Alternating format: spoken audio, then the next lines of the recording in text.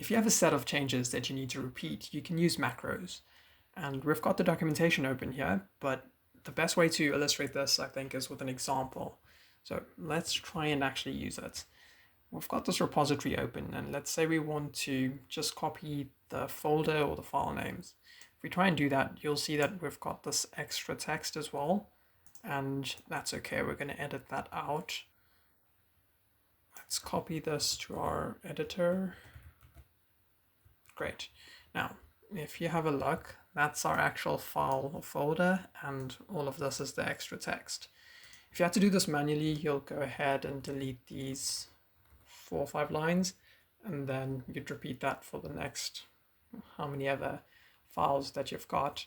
Instead of that, we can use a macro. So going back to the documentation, to actually use the macro, you start recording by pressing Q and then a register name.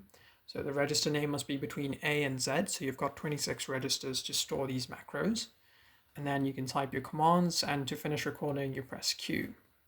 Let's try that. So let's first make sure that you're in normal mode by pressing escape.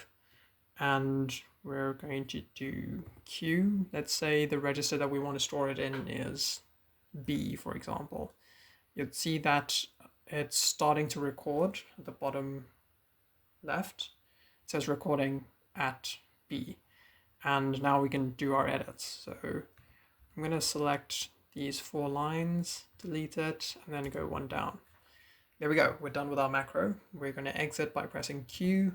And to repeat it, we just have to say, again, in normal mode, at and B.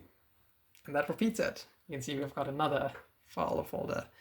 And if we want to do this a number of times, let's say 10 times, you just type in 10 and then at B, and it does it 10 times.